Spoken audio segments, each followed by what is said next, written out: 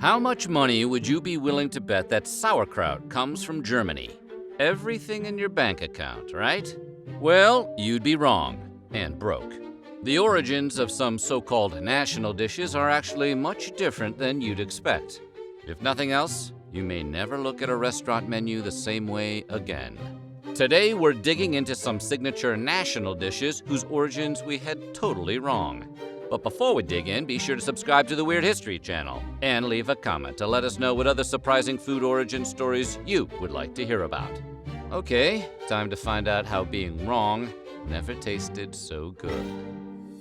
Tempura is a dish of battered and fried seafood or vegetables. Basically, everything you refused to eat when you were a kid, loaded into one bowl. It's one of the most popular Japanese dishes, and usually the first thing you see on a Japanese menu. But what most people might not realize is that tempura isn't native to Japan. The dish was actually introduced to Japan by Portuguese Jesuits traveling on a Chinese ship during the mid-16th century. Once the Portuguese arrived in Japan, they stayed for nearly a century, exchanging goods, ideas, and recipes. This included the traditional Portuguese meal, peixinhos de horta, which was battered and fried green beans. The Japanese renamed it tempura, a bit shorter and easier to fit on a menu, and the rest is history. Let's be real. When people think of any pasta dish, they think of Italy. And yes, many pasta sauces found can be traced back to ancient Rome. The Roman culinary book known as Apicius includes numerous cream, white, and wine-based sauces. But the tomato wasn't even introduced to Italy from South America until the 16th century. The first cooked tomato recipe didn't appear in an Italian cookbook until the early 19th century. See, the first red-sauced pasta recipe was written in a French cookbook from 1797, establishing the foundation for derivatives like bolognese, marinara, and others. So it was really France who changed the pasta game, not Italy. It doesn't get more German than sauerkraut. Just listen to that name. Sauerkraut! It sounds like it's mad at you. However, the quintessentially German side dish and occasional bratwurst topping didn't actually originate anywhere near the Rhine. Turns out, pickled cabbage made its way into Germany thanks to Genghis Khan and the Mongols, having been eaten in China for centuries. Sauerkraut, which literally means sour cabbage, was not the first fermented vegetable present in Europe, however.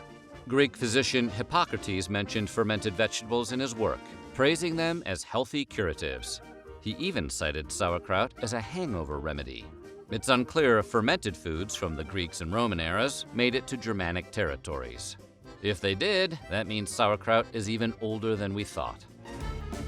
Croissants might be the most French food item on the planet. What other pastry causes you to spontaneously adopt a French accent when you order it? Un pain au chocolat.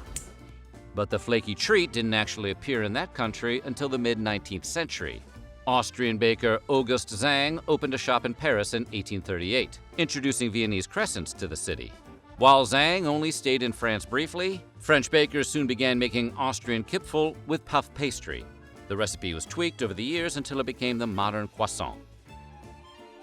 Most people think Caesar salad is an American or Italian creation. But it turns out Cesar Cardini, an Italian restaurateur who worked in Tijuana, Mexico, invented the salad. The original Caesar salad, made with romaine lettuce, croutons, Parmesan cheese, boiled egg, garlic, olive oil, and Worcestershire sauce, came to life one weekend in 1924 when Cardini had friends over and wanted to feed them. Tapping into that same last-minute inspiration that has produced countless grade school book reports, he simply tossed together the only ingredients he had at the moment, which turned out to be a hit.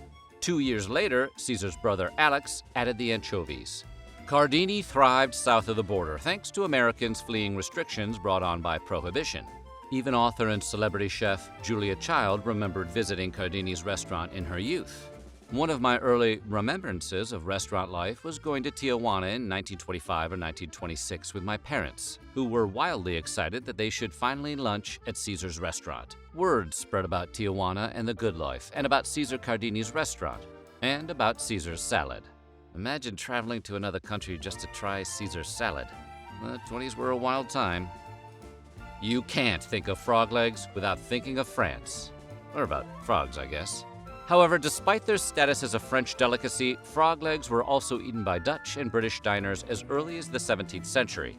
Believed to have been introduced to England by the French, there was a skepticism about the dish among British and American colonists alike. What about the frogs? What legs you took off? Are they disabled now? Both groups found French foods to be oversauced and overseasoned, a ruse to hide poor quality fare, which is a bit ironic considering how strongly modern gourmet foods favor French cuisine. But it turns out a recent archaeological discovery potentially places the origins of frog legs on British shores. In 2013, researchers in Amesbury, England, found evidence that ancient Britons were eating cooked toad or frog at some point between 6,250 and 7,600 BC. Which makes sense. If you're living off the land, you'd eat whatever you could catch. And frogs are generally pretty easy to grab. Plus, they have those irresistibly meaty thighs, like they go to jazzercise 3 times a week. According to researcher David Jacques, it would appear that thousands of years ago, people were eating a Heston Blumenthal-style meal on this site, 1¼ miles from Stonehenge, consisting of toad's legs, aurochs, wild boar, and red deer with hazelnuts for main, another course of salmon and trout, and finishing off with blackberries.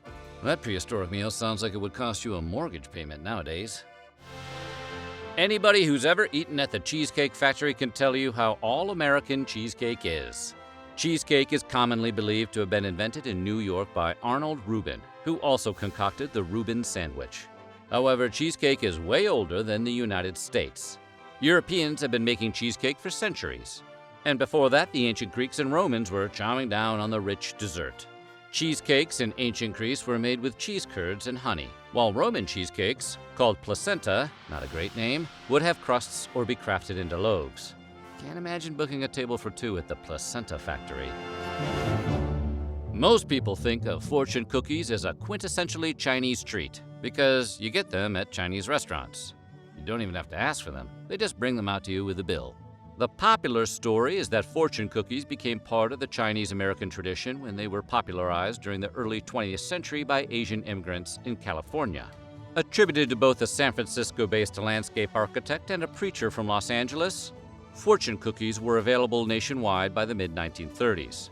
The next time you're at a seemingly super authentic Chinese restaurant and you crack open a fortune cookie at the end of your meal, just remember, that cookie is not Chinese. Turns out fortune cookies are actually a Japanese creation. According to researcher Yasuko Nakamachi, fortune cookies were present in Japan during the 19th century. Their distinct triangle shapes are represented in both writing and artwork from the period. Furthermore, Japanese baker Takeshi Matsuhitsu insists that treats filled with fortunes date back to the 17th century, when Tsujiura Senbei, Omikuji Senbei, and Suzu Senbei provided fortunes and numerological guidance. But some argue that the modern-day version of a fortune cookie is uniquely Chinese-American. Derek Wong, an executive at one of the leading fortune cookie manufacturers in the world, insists the Japanese may have invented the fortune cookie, but it's Chinese-American culture. It only happens here, not in China. In other words, we may not have invented the fortune cookie, but we made it our own. Spaghetti and meatballs is a dish that feels as Italian as Lamborghinis and Vespas. But the truth about this comfort food may surprise you. Red sauce and pasta dishes didn't start showing up in cookbooks until 1797. While that pairing is French in nature, remember our red sauce pasta discussion from earlier? The addition of meatballs is decidedly American. Spaghetti and meatballs. Tell me about that. Meatballs were served with tomato-based sauces and pasta only when Italian immigrants came to the United States. As Italian immigrants flocked to the United States during the late 19th and early 20th centuries, they brought their food preferences with them. In Italy, meat had been difficult to afford, but in America, Italian immigrants could purchase meat with increasing regularity.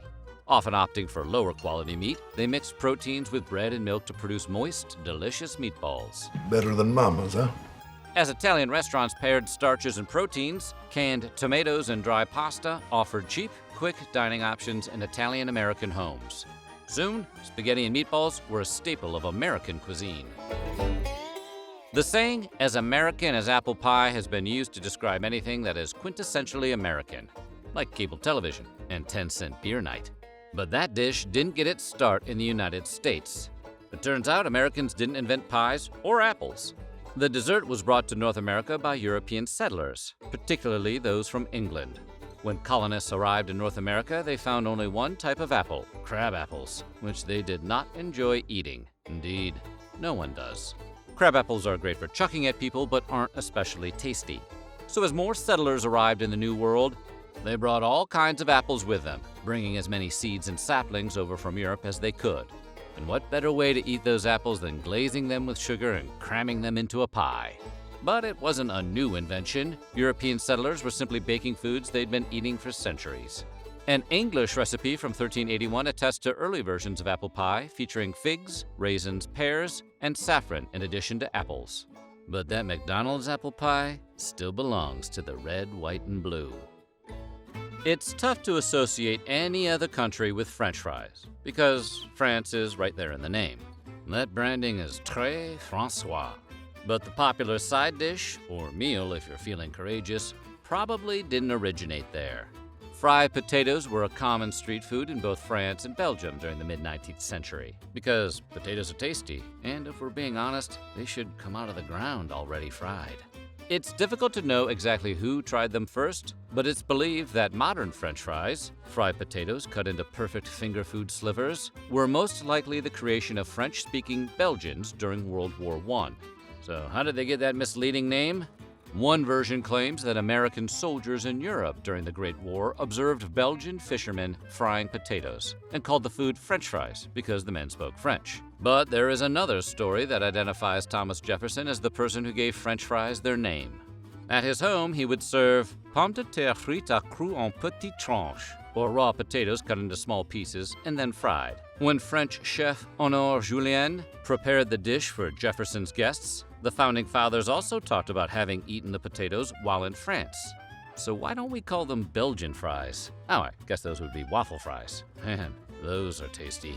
So what do you think? Which food origin story surprised you the most? Let us know in the comments below, and while you're at it, check out some of these other videos from our Weird History Food.